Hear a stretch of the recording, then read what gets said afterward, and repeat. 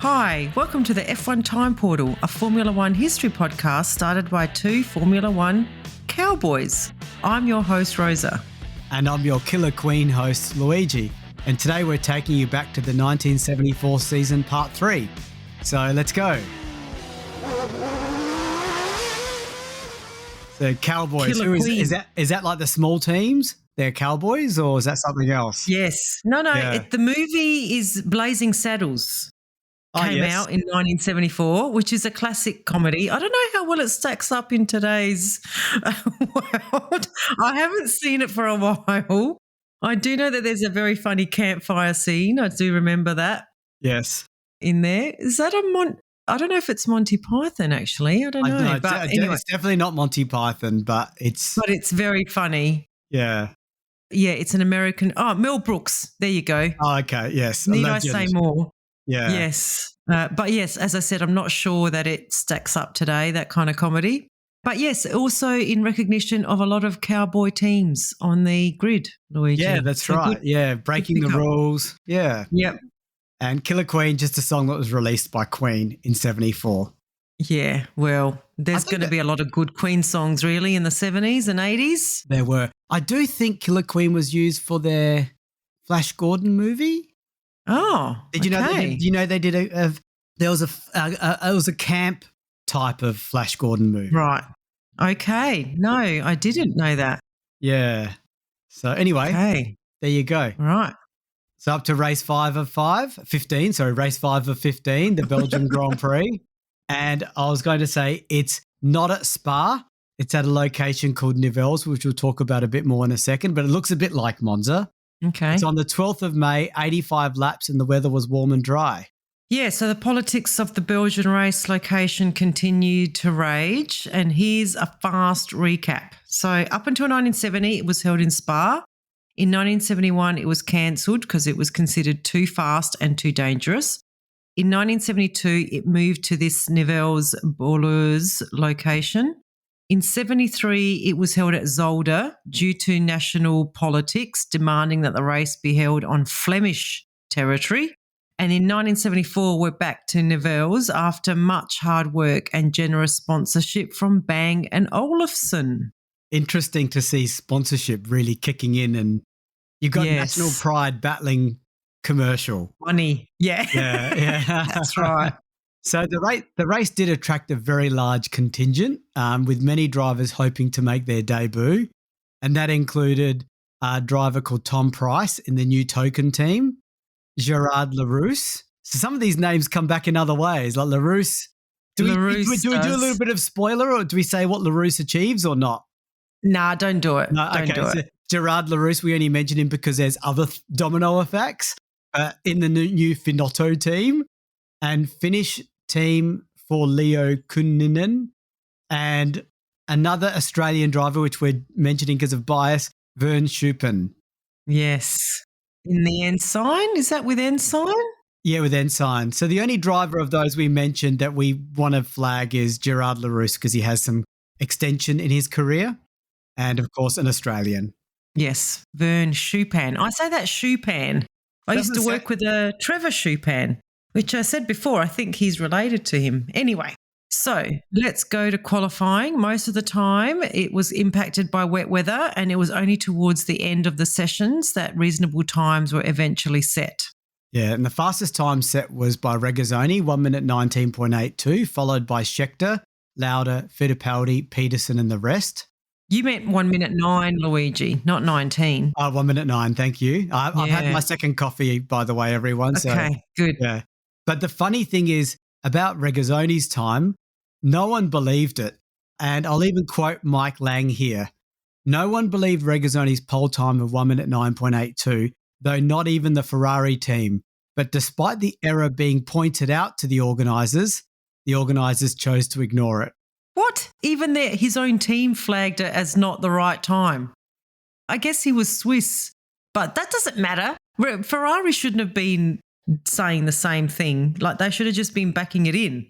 Yeah, They well, were very honest. to put this in context, second place was Jody Scheckter in the Tyrrell 1 minute 10.86. So he was a whole 1 second behind Regazzoni. So that's why there was Okay. suspicion.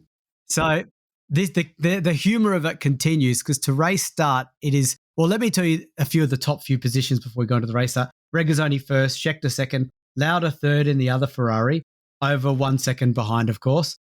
Then Fittipaldi in the McLaren, Peterson and Merzario. Okay. So the race start, I'll quote Mike Lang again, a bogus pole position or not, Regazzoni made a perfect start to the race. Yeah. And one more comment and quote from a caption to an image from the Mike Lang book. And this is in an Autosport publication, and I'll read it out. The intriguing battle with Clay Regazzoni after benefiting from a bogus pole position. Wow. Bogus is definitely a word that they like to use in reporting in those days, I'm guessing.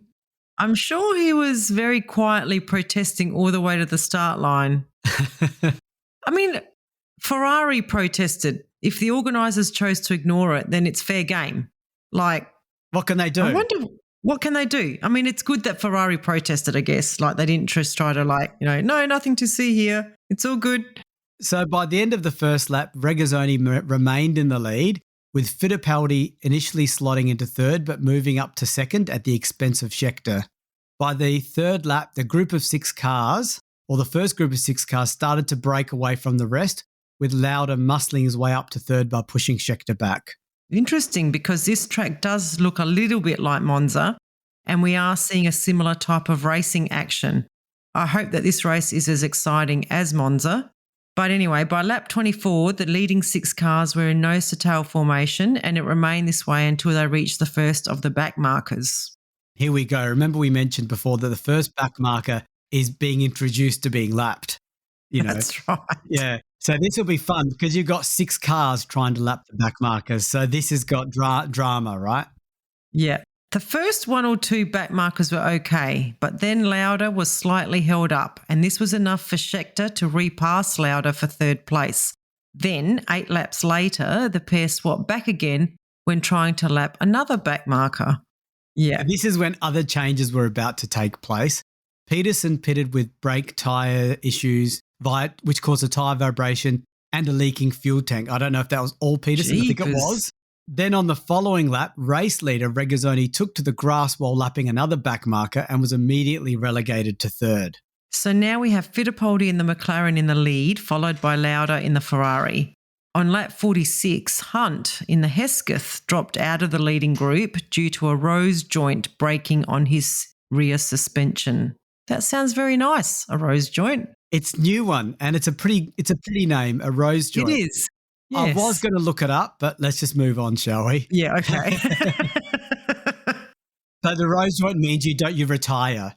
Yeah, that's right. If you don't have a rose joint, the thorn of the rose cuts into the car. I don't know that he retired, but he's definitely dropped out of that leading group. So good on him for being there in the first place.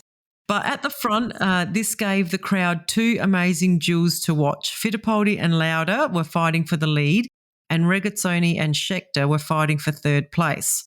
In the meantime, there were a lot of retirements and battles throughout the whole grid, but let's focus on these for us, for our purposes. But it is sounding a lot like Monza, a lot of battles and close racing.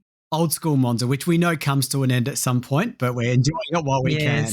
So the battle up front was fierce and right to the finish line, because with Fittipaldi holding on for the win, and by winning by less than a half a second from Niki Lauda.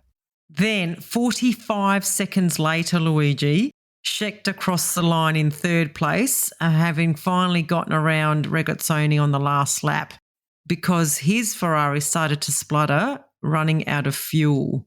Wow, so both Ferraris lost their respective duels, and Regazzoni was out due to fuel. Well, at least they finished in decent positions, because Beltoise finished 5th and Holman the McLaren 6th.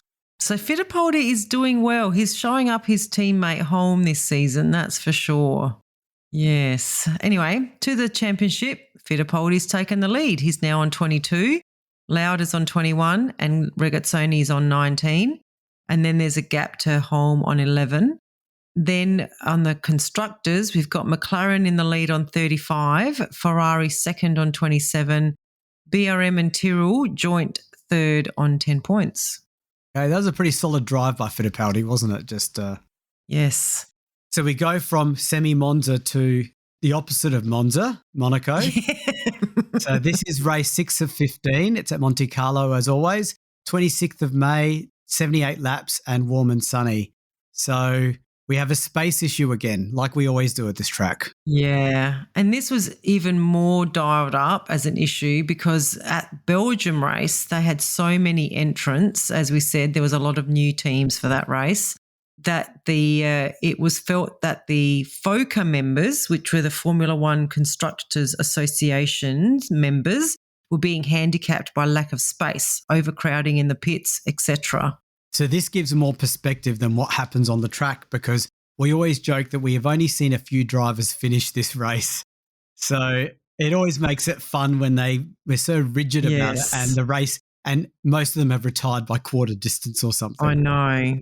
So it seemed like the race organisers then restricted the entrance with non-FOCA members being refused permission to participate. That seems very unfair to me, but anyway. Sounds like a boys' club. It's very much a boys' club, that's right. So there were still 28 drivers on the entry list who were now fighting for the remaining 25 positions on the grid. Yeah, so when it came to practice, it was very clear that Ferrari were still the form team. And not only was Lauda on form on day one, when day two and final grid positions were set, Lauda had set a time that was 1.2 seconds faster than the pole time set by Stewart in 73. That's impressive by Ferrari, and even more so because Regazzoni was second. So we had a Ferrari front row, followed by Peterson in the Lotus, Depailler in the Tyrrell, Scheckter in the Tyrrell, and Jarier in the Shadow. Yeah, and he's done really well in that Shadow. And Hunt qualifying 7th, just ahead of Reutemann in the Brabham. And Fittipaldi all the way down in 13th. Wow. He's really up and down. That Lotus must be, I mean, it's not him, is it? It must be that car. You're talking about Fittipaldi. He's in the McLaren, remember? Oh, sorry. It's the McLaren. Oh, yeah, sorry. No, it's not the car. Fittipaldi. Yeah. He's all over the place. Yeah, like he's winning races 1 minute and then he's 13th the next minute. That's strange. And same with Reutemann. And then Holm, he won a race and he's qualified 12th. It's really topsy-turvy. Well, you can't, this season is known for being a season where you just can't mark a driver down as being on form all season. It's a matter of who minimises the damage when they're off form. Yes. Do you know what I mean? Yes. So to race day, the 4th place Depailler in the Tyrrell had a very tough day indeed because not only did he need a new engine after the warm-up, he then had an off on the warm-up lap. And while the team urgently got a spare car ready for him, he had to give up his hard-earned 4th position. And if there is a track where position is king, it's this one. So he's pretty much out of the running now. So to the race start, both Ferraris surged forward in unison with Regazzoni taking the lead. Jarier, who qualified 6th, had a large Depailler-sized gap in front of him and he charged his way up to 3rd. And then, in the words of Mike Lang, it all happened at once. And Mike Lang is not one to use those words. So when he does say those words, we put a spotlight on it. So let's hear about it. So Holmes' McLaren touched wheels with Beltoise's BRM, and as Holmes' car slammed into the guardrail, a chain reaction took place amongst the closely following cars. So this resulted in the immediate retirement of Merzario in the Williams, Redman in the Shadow, Pache in the Surtees, while Beltoise, Brubmiller, Schupan and Schenken were left to limp back to the pits with damaged cars. My gosh, that's like 8 cars. Yeah, remember we said before about how Monaco limits the number of cars and then you have this. So that's pretty much 8 cars out of the race, half retired on the spot and the rest either imminently retiring with their damaged cars. So, well, Monaco, you wanted less cars in the race and your wish has come true. So at the front, the first 9 cars completed the opening lap with Regazzoni still leading, followed by Lauda, Jarier, Peterson, Reutemann, Scheckter and the rest. At the front, Lauda was clearly trying to find a way past Regazzoni, while at the same time, fourth place Peterson was similarly hounding Jarrier's third place. By lap 3, Peterson found a way past the shadow, and these first four were now starting to pull away from the rest of the cars. Then more trouble took place when Stark, in the March, ran into the back of Hans Hesketh. The March was catapulted into the air and then landed and skated down the track to crash and retire. He was fortunate to only suffer a broken thumb. Hunt was able to continue with a damaged rear wheel rim. Soon after, Migault in the BRM crashed due to failing brakes. I think we're just mentioning all of this, Louis, just to make a point that Monaco get it wrong every time with the starting grid numbers. Yeah, but anyway. I know. And can I just make a quick comment about Migault, Migault? Pretty damn sure that was a Formula One team in the 50s. It sounds like it. Really? Yeah, No. I'll make a bet that's a French team from the 50s. You know those French small teams? Yeah. I mean, we should remember, but I don't remember. But No, I doubt it. It's giving me major nostalgia 50s Formula One team. I'll check it out. I'll check it out while you're talking. So, yeah, Migault crashed due to failing brakes. And then on lap 6, Peterson made an error and slammed into Reutemann's Brabham, breaking its rear suspension in the process. Okay. I can't see. No. No. I will tell you, though. You keep going. It sounds like another name, though. You probably can pick the name I'm thinking of. Amazingly, Peterson's Lotus was virtually undamaged, and he sped off now in 6th place. So he's still up there after Jarrier, Scheckter and Hailwood had all gone past. So Peterson dodged a big bullet there. At least he's still in the points position, but it is still only lap 6. So we'll see how we're going. It seems like we've already covered the most of the race. That's right. So, but amazingly, there are still 13 drivers out there out of the 25 that started. More than I expected, given that 8 got taken out right at the beginning. So at the front of the track, Regazzoni was still in the lead, but on lap 21, he spun, and before he could gather himself, both Lauda, probably relieved, and Jarrier, Peterson and Scheckter got past him. Peterson was still fairly close with the leaders even after he slammed into Reutemann and took him out. I'm amazed that his car didn't actually get more damaged, really. Yeah, he must have been acting as a wedge and got the right position. You know what I mean? So Peterson was really back on a charge, and he again passed Jarrier into 2nd place, and he now set about closing the 4-second lead that Lauda had built up. So this seemed unlikely, though, because Lauda was holding firm pace and the gap remained static until on lap 31, the gap started to shrink dramatically. Oh, no. Not a good sign for Ferrari. They've really been competitive, but they've been let down by their car. But it was clear that Lauda was in some sort of trouble as his exhaust notes started to sound flat, and 2 laps later, the engine cut out completely. I have no comment. No comment that will actually get aired on this podcast. From here, the race became quite processional, and for the next 45 laps, Peterson controlled the race with very minimal changes taking place for the rest of the race. I'm so curious as to what I've done in the TP on this. Like, did I remember that Peterson had all these dramas he created for himself? Do you know what I mean? Did I put him in the podium? Anyway, there were only 9 cars left at the end of the race, with Scheckter finishing an impressive 2nd from 5th on the grid, Jarrier in his shadow claiming 3rd, Regazzoni 4th, and Fittipaldi 5th a lap down. So a little bit of a recovery drive for Fittipaldi. Yeah. Oh, that was a strange race. It actually extends Fittipaldi's lead because he had the lead at the end of the last race, didn't he? He was on 22. So he actually is still leading on 24, Regazzoni on 22 and Lauda on 21. Scheckter's on 12. So, yeah, interesting and very close championship standings there. On the constructors, we've got McLaren on 37, Ferrari on 30, Tyrrell 16 and Lotus 13. Yeah, and this is very fast looking like the age-old problem that Formula One nearly always has, when you've got 2 drivers that are equally competitive and divvying the points up amongst them, i.e. Regazzoni on 22 and Lauda on 21, and the other car, the McLaren, mainly going to one driver. So all the resources and effort go to one. And this is sounding a lot like those that are listening in mid-25. This is sounding like the two McLarens versus Verstappen in the Red Bull, doesn't it? Yes, it does. Yep. Okay, so up to race 7 of 15, the Swedish Grand Prix. It's at Anderstorp. It's on the June the 9th, 80 laps, and the weather was warm and sunny. So we returned to this race, and like the Swedish Grand Prix, like the Brazilian Grand Prix, this race debuted in 73. So this is the return. Yep. And just like the Monaco race, due to the increase in the numbers of entries, the new teams were not given permission to participate. So the old boys club still reigning some power there. And the grid was restricted to 27 entries. Yeah. And there was one minor change made to this circuit. At the end of the main straight, they introduced a small S-bend for safety reasons. So they expected lap times to reduce by about 2 seconds per lap because of that little S-bend.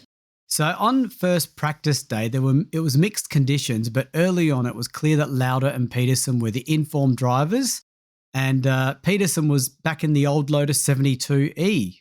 Yeah. I think they had to make that call, didn't they? That 76 was just too unreliable and probably difficult to drive.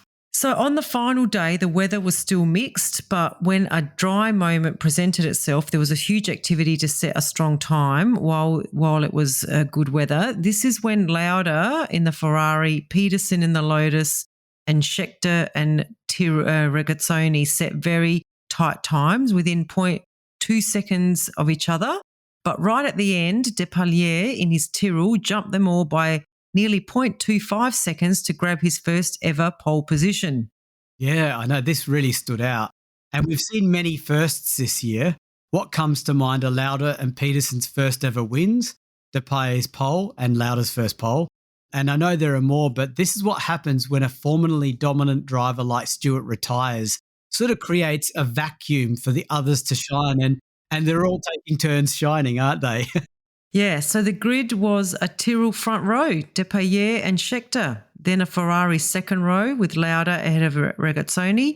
Peterson was 5th and Hunt was 6th. Yeah, and our championship leader, Fittipaldi, in the McLaren was 7th, behind Jarier in the Shadow and X in the Lotus. So a couple of points here though, Louis. Jarier is doing so well in that Shadow and Peterson is outpacing X this season. So I was going to say Peterson is not just outpacing, he's dominating him. yeah, I think they chose the right number one there. Although X, I wonder if, X is probably a bit of a confidence driver as well. If they'd probably backed him, he might be doing better. I don't know. We'll never know. Yeah, all I know is that X is looking longingly at that Ferrari. Yes. All I can say. Yes, probably. Yeah, I think we would have a different future championship setup if X didn't leave, is what I think. Absolutely. Anyway, ifs and buts is full of Formula One, isn't it? Exactly. So, on race day, there was expected rain, so the prospect of another tyre changing event was on the cards. Oh, no. They have problems with the tyre changes and the order and the timekeepers. Anyway, and Lotus had some very serious reputational damage to fix here on their pit stops after their shambolic pit stops in Belgium, was it? So, yes. So funny you say this because in the Mike Lang book, obviously the shambolic nature of that couple of races ago, Mike Lang was quoted as writing, this is the quote, Team Lotus had already made their own preparations by practicing tyre changes during part of the Friday afternoon wet practice session, being only too well aware of their shortcomings at Jarama. Ah, they're Spain. It was in Spain. Spain, right. Yeah. Okay, well, that's how you get better. You practice. Practice makes perfect. Perfect practice makes perfect, actually. Yeah, and I was even going to say that was probably an unconventional thing to do, to practice. Just remember, this is 74. They probably didn't think they needed to practice, but they did. Yes. So, and they learned why they needed to. So it turned out to be a sunny day after all, but still got to build that muscle memory by the Lotus team. So on race day, the Swedish flag was dropped and Scheckter charged into the lead from second place as he squeezed past Peterson. Scheckter had made a really strong start and nearly took the lead, so Peterson had to slot into second place behind Scheckter.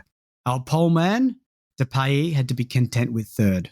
What a great start by Peterson, though. That old Lotus 72E outperforming the new car. So it really showed that it was still very competitive. And this is 2 years later. Like they spruced it up a little bit, but it's a 2-year-old car. Yeah, essentially. And in the hands of Peterson as well, it's doing very well. So maybe this is a little bit more about Peterson versus Lotus, as X is not exactly shining, you know? No. Back at the front, for the first 8 laps, Peterson was the meat in a Tyrrell sandwich until lap 9, when Peterson pulled up with a broken drive shaft. Oh, no. After all that credit we piled on. Anyway, so this left the 2 Tyrrells in first and second place, with the Ferrari pair of Lauda in third and Regazzoni in fourth, struggling to keep up with them. Overtaking was difficult at this track, and even Mike Lang mentioned that not only were the Tyrrell drivers travelling nose to tail, they were driving to pit orders. Pit orders? What do you mean? It's not like they were fighting for the championship and Depailler got pole position. What? It's a bit early to start talking about pit orders. Why would they do it? Just because they didn't want them to tangle and fight and take each other out? Yeah, I guess let's face it, we haven't heard much from Tyrrell this year. No. They need the points. They're missing Stewart's pace, of course, and his development expertise. So they really they didn't want to risk it, I guess, because they've been sort of a little bit nowhere this year so far, haven't they? Yeah, no, I was actually thinking this race, there's a lot of Tyrrell happening and we haven't really mentioned them, have we? So I can guess why they're a bit like, don't fight, don't fight. Like they probably didn't care who won, I suspect. No. So who is it? It's Depailler and Scheckter. So Scheckter leading with Depailler second, but Depailler got pole. Yeah, that's not fair. Well, that's life, isn't it? Reality check Luigi there. Yeah. On lap 24, Regazzoni turned off into the pits with a broken gearbox, which meant that Hunt was now up to fourth place, having earlier got past Reutemann's Brabham. Regazzoni again, Ferrari, reliability, gearbox, what the hell? But good on Hunt. He's right up there. He is driving the wheels off that Hesketh. He is, and he was moving in on Lauda's third position too, because he clearly had pace in hand. Unfortunately, Lauda was also having issues as his rear suspension was slowly collapsing, which meant his rear wheel was not only leaning in, it was putting extra pressure on the transmission. All right, we're at race. What race is this, Louis? Race 7 or 8? Yeah, 7 or something. Let me just check. But go on. 7. We got race 7. The Ferrari's leading the Drivers' Championship, and all of a sudden, this Ferrari is falling to bits. Like, that's not good. Yeah, it's not good. Middle of the season, and it's all getting too much. Anyway, back to this race. This is really a race of attrition now. And there's lots of other retirements, including Reutemann, X, and poor Jarier in the shadow when his fire extinguisher exploded. Yeah. And we've heard about fire extinguishers going off a bit this year. I know. And they explode when there's no fire. So I'll make a bet when there is a fire, they won't work then, just when you need it. So moving on, the main interest on the race was the ongoing duel between the 2 Tyrrell drivers, while Hunt was on the back of Lauda's car, desperately trying to find a way past. And let's not forget Lauda's juggling a difficult car. Yeah, so he's not at full pace. So Hunt would have been very agitated. Well, he wouldn't have known, but the Ferrari probably wasn't at full pace. And remember, in the movie Rush, Hunt and Lauda had quite the history. So it would have given Hunt significant pleasure to pass Lauda on track in that well-funded Ferrari car. Yeah. Well, the Hesketh owner, Bubbles Lord, something, yeah. Bubbles. I think Bubbles was an affectionate name, not his real name. Yeah, it was, yes. He was a rich fellow but at that time, but I'll tend to agree Ferrari have much more spending power than the partying hard Hesketh team. So in the Hunt-Lauda battle, Lauda had straight line speed still and was doing just enough to stay ahead on the twistier part of the track where it was hard to overtake. Again, the old chestnut, that's the story of F1, isn't it? Even today, we got cars that are better on the straights and cars that are better in the corners. Yeah, so the stalemate between those two continued for 40 laps. Wow. That would have been tense racing, and that Ferrari suspension is holding on with Lauda. Yeah, until lap 66. Remember, this is an 80-lap race. Hunt made a desperate pass on Lauda, charging down the inside into the last corner, heading to the main straight. And now Hunt could start to chase down the two Tyrrells. Wow. I'm surprised it took that long, but it's a testament to Lauda's driving that he held him up for 40 laps. That's really good driving, isn't it? Yeah, so by lap 70, Lauda was out with suspension failure. So we have 10 laps remaining and Hunt was closing in on the leading Tyrrells, but the Tyrrell team were letting their drivers know of the pending threat and kept their drivers informed. Yeah, via pit boards, old school. Yeah. So the Tyrrells kept the Hesketh at bay and proceeded to win by 3 seconds ahead of Hunt. So it looks like they had things in hand. Scheckter, in another first of this season, wins his first F1 race after just 13 starts. I wonder, how much did he win by, Louis? Did he win by a lot? I mean, Depailler got pole. By 0.4 of a second. They were in formation position. Remember the hold position thing? Yeah. Yeah, so Scheckter also becomes the different driver to win a race in just 7 starts this season. That is amazing. And Hunt finished third, just a few seconds back, as we mentioned. And the ever-reliable Fittipaldi dragged his McLaren home in fourth, about 50 seconds behind Hunt. And Jarier was fifth. Oh, so he didn't have to retire because of his exploding fire extinguisher. That's good. I'm sure he wasn't meant to drive with no fire extinguisher, though. No, you know what I mean? these days he wouldn't have been allowed, probably. Yeah, they'd have gone off at him, the organisers. And Hill, in his Embassy Hill Lola, finished sixth. Wow, that's nostalgic. This would be his only points finish for 1974. And the only points finish for him as the driver. I think he's the only driver. I don't think there's a second driver in this season. No, he's the only driver in his own team. All right, so Fittipaldi is still in the lead on 27. Regazzoni second on 22 ahead of his teammate Lauda on 21. He's also equal now with Scheckter on 21. So, yeah, that Tyrrell's gotten up there quickly. Yeah, and that Ferrari is really struggling. They've been stuck on 22 points. They're dropping points everywhere. Exactly. Yep. And then on the constructors, we've got McLaren on 40 and Ferrari on 30 and Tyrrell on 25. Wow. All right. Well, we might leave it there then and come back. I don't even remember what part we're coming back for, but the next part. We'll come back for the next part. Part 4. Okay. This is part 3, everyone. Bye. Okay. Bye.